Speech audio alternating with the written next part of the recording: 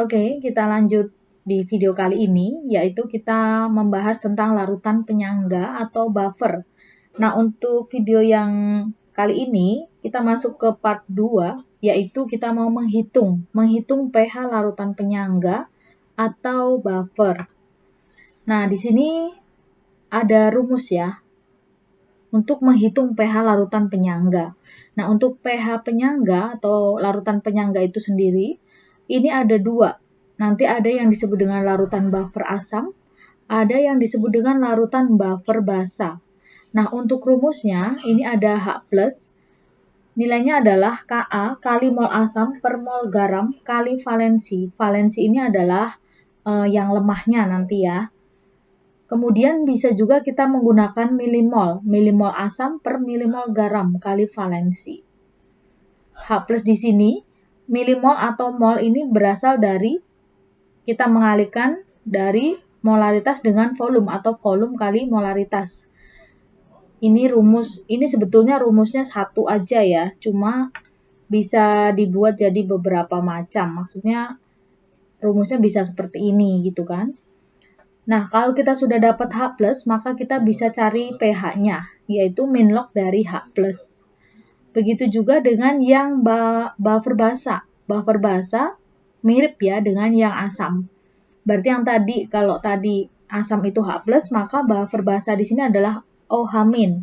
Kb kali mol basa per mol garam kali valensi. Nah, dua rumus ini juga sama ya. Ketika kita belum dapat mol, kita bisa mengalihkan molar dengan volume. Kemudian bisa juga kita menggunakan milimol. Jadi nanti kita kalikan molar dengan volumenya itu bentuk mili, begitu ya. Nah, ketika kita sudah dapat OH-, maka kita bisa menentukan pOH. pOH itu adalah min log konsentrasi OH-.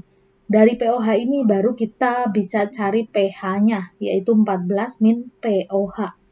Nah, langsung aja kita masuk ke contoh. Contoh buffer asam. Buffer asam, di sini nanti buffer asam ada dua contoh ya. Untuk contoh yang pertama, ini adalah tipe soal yang sudah jadi. Tipe soal yang sudah jadi itu, kalau di soal ini langsung ada asam lemah dan garam. Jadi sudah terbentuk garam. Ketika di sini sudah ada garam, jadi di sini kan larutannya ada CH3, COOH, dan BaCH3COO2. Seperti ini ya. Ada dua larutan, asam lemah dan garam. Ketika sudah ada asam lemah dan garam, maka di sini tidak perlu kita reaksikan lagi. Kalau begitu, langsung kita masukkan ke rumus yang udah ada ini ya. Rumusnya ini kan H+ sama dengan Ka kali mol asam per mol garam kali valensi. Nah, langsung kita masukkan ke sini. Ka-nya di sini nilainya adalah 10 pangkat min 5. Kita kalikan 10 pangkat min 5. Mol asamnya berapa? Kita kalikan mol asam. Nah, kalau misalkan di sini tidak mau merubah ke dalam liter, di sini tetap boleh milimol ya. Ini berarti milimol. Kita kalikan milimol asam. Atau gini deh, CH3COOH itu kan punya 0,1 molar dengan 100 mili. Dari sini kita bisa cari milimol. Milimol itu M kali V. 0,1 kali 100. Maka di sini kita punya 10 milimol. Yang BaCH3COO, di sini kita punya 0,1 molar, di sini juga 100 mili. Maka milimolnya juga sama ya. M kali V 0,1 kali 100. 10 milimol. Nah, itu nanti kita masukkan ke sini. Milimol asam itu nilainya 10 milimol. Milimol garamnya juga 10 milimol. Nah, valensi ini adalah kita lihat valensi garam yang lemah. Valensi garam ini, kemudian kita lihat bagian yang lemah. Part yang lemah itu CH3COO ini. Nah, ini ada berapa? 2. Maka kita kalikan dengan 2. Begitu ya. Nah, kalau sudah, maka kita biasa hitung aja ya. Gini kan, berarti ini sama aja 1/2 0,5 10 pangkat min 5 atau 5 10 pangkat min 6. Nah, ini H plus nih. Berarti dari sini kita bisa hitung pH-nya. pH adalah min log dari H plus. Min log dari 5 10 pangkat min 6. Maka pH-nya adalah 6 min log 5. Gitu ya. Nah, jadi untuk menghitung pH buffer, ketika soalnya sudah terbentuk garam, maka tidak perlu kita reaksikan. Langsung bisa kita masukkan ke rumus. Dan juga jangan lupa untuk valensi. Valensi itu kita lihat garam, kemudian kita lihat yang lemahnya. Nah, ini ya. Lanjut. Masih di contoh menghitung pH larutan penyangga yang asam. Bedanya di sini tipe soalnya dia ini yang belum jadi maksudnya ya. Nah, ini tipe soal yang belum jadi. Kenapa belum jadi? Kita lihat di sini. Kita punyanya CH3COOH. Dia dicampurkan dengan CaOH2. Nah, kalau kita perhatikan ini asam lemah, ini basa. Kalau masih asam dengan basa, maka kita reaksikan terlebih dahulu. CH3COO, ini 2Ca plus H2O. Kalau sudah, maka kita harus setarakan ya. CH3CO ini 2, maka ini kita kalikan 2. Kemudian H2 ini 2 ya. H-nya 4 di kiri, ini kita kalikan 2. Nah, karena kita mau reaksikan, maka kita masukkan ini. Nah, ini kan berarti berapa nilainya tuh? 10 ya. 10 milimol. CaOH-nya di sini adalah 1. 1 apa? 1 milimol. Nah, kita lihat yang kita pakai reaksi siapa? Kita pakai pereaksi pembatas ya. Koefisiennya 2 nih yang CH3COOH, maka 10 bagi 2 itu 5. Yang CaOH ini 1 bagi 1, 1. Maka kita pakai untuk setiap koefisien 1 adalah 1. Kalau kita kalikan dengan 2, berarti di sini kita dapatkan 2. Kita kalikan 1 ini 1, kita kalikan 1, 1, ini 2. 10 min 2, berarti kita dapat 8, ini habis, ini 1, ini 2. Nah, kita cek di sini, yang tersisa siapa? Asam lemah ya, asam lemah dan garam. Karena yang tersisa asam lemah dan garam, maka kita pakai pH buffer. Buffer apa? Buffer asam. Karena tersisa CH3COOH dan CH3COO2Ca. Nah, ini ada rumus, kita masukkan ke sini. Ka-nya adalah 10 pangkat min 5 mol asam. Nah, tadi kita masih pakai milimol ya. Milimol asamnya kita punya 8 milimol. Milimol garamnya kita punya 1 milimol. Nah, ingat, kita kalikan juga dengan valensi. Valensi siapa? Valensi garam. Valensi garam yang lemah. Garamnya tadi kan siapa? Atau ditulis dulu ya di sini. Ini asam lemahnya kan CH3COOH. Ini garamnya CH3COO2Ca. Nah, kita cek di sini garamnya ini. Bagian yang lemah siapa? Ini kan CH3COO. Berarti di sini kita kalikan dengan 2. Kalau sudah, tinggal kita hitung aja. Berarti sisa di sini 4. 8 bagi 2, 4, 10 pangkat min 5. Ini H+. Berarti kita bisa hitung pH. Min log dari H+. Min log dari 4, 10 pangkat min 5. Maka 5, 10 pangkat min 4. Gitu ya.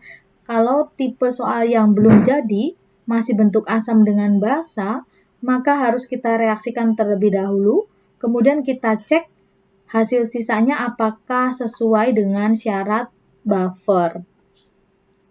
Kalau terbentuk tersisa yang bagian kiri atau yang lemah ya harus tersisa dan terbentuk garam, maka itu termasuk buffer. Kalau buffer, maka kita masukkan ke rumus yang buffer ini. Gitu ya, lanjut. Sekarang kita mau menghitung pH larutan penyangga basa. Nah, yang pertama juga kita punya tipe soal yang sudah jadi. Tipe soal sudah jadi itu dia sudah ada garam. Jadi di sini kita punya NH4OH dan larutan satu lagi NH42SO4. Kalau kita lihat di sini basa lemah, ini ada garam. Ini basa lemah, ini garam. Kalau sudah terbentuk garam, maka tidak perlu kita reaksikan. Kita lihat susunannya ada basa lemah dan garam, maka dia termasuk buffer. Buffer apa? Buffer basa ya. Buffer basa kita pakai rumus ini. Tadi sudah di slide yang awal-awal ya, udah ada rumusnya. Maka kita masukkan ke sini. KB-nya adalah 10 pangkat min 5. Mol basa kita kalikan mol basa. Mol basa di sini berarti yang NH4OH. Milimol ya. Kita masih milimol aja karena kita tidak mengubah volume. Masih tetap mili. 100 mili kali 0,1. Berarti kan ini kita kalikan kan ini 100 sama 0,1. Maka kita dapat 10 milimol. Yang garamnya yang NH4 ini juga sama 100 sama 0,1 ya. 10 milimol. Ingat kita kalikan dengan valensi. Valensi garam, ini kan garam nih. NH42SO4. Yang lemahnya siapa? Lemahnya adalah NH4, ada berapa nih? 2. Kita kalikan dengan angka 2. Kalau sudah, lalu kita hitung aja seperti biasa. 1/2, 0,5 ya, 10 pangkat min 5, 5, 10 pangkat min 6. Ingat ini masih OH min. Maka kita hitung POH-nya dulu. POH adalah min log dari OH min. Min log dari 5, 10 pangkat min 6. Maka 6 min log 5. Itu baru POH. Dari POH berarti kita bisa dapatkan pH ya. pH 14 min POH. Nah, ke sini aja deh ya. pH berarti 14 min 6 min log 5. Gini kan. Nah, 14 min 6, 8. Nah, ini min-min ya. Plus log 5. Nah, hasilnya adalah 8 plus log 5. Ini untuk perhitungan pH larutan penyangga basa dengan tipe soal yang sudah jadi karena sudah terbentuk basa lemah dan sudah ada garam. Jadi tidak perlu kita reaksikan, langsung kita masuk rumus sesuai dengan syarat buffer. Ada ini basa lemah dan garam gitu ya. Lanjut, ini tipe soal yang belum jadi maksudnya. Menghitung pH larutan penyangga basa dengan tipe soal yang belum jadi. Tipe soal belum jadi itu yang seperti apa? Kita punya di sini NH4OH. Kemudian kita juga punya H2SO4. Ada basa lemah dan ada asam kuat. Kalau masih bentuk asam basa, maka kita harus reaksikan terlebih dahulu ya. NH4 dengan SO4, NH4 2 SO4 ya, ditambah H2O.